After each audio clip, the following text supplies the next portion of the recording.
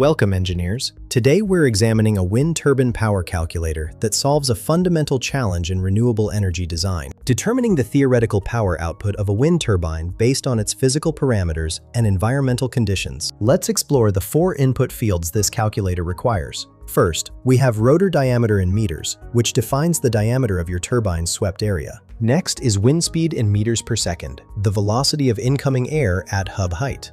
Third is the coefficient of performance, or CP, representing the efficiency of your turbine in extracting kinetic energy from the wind.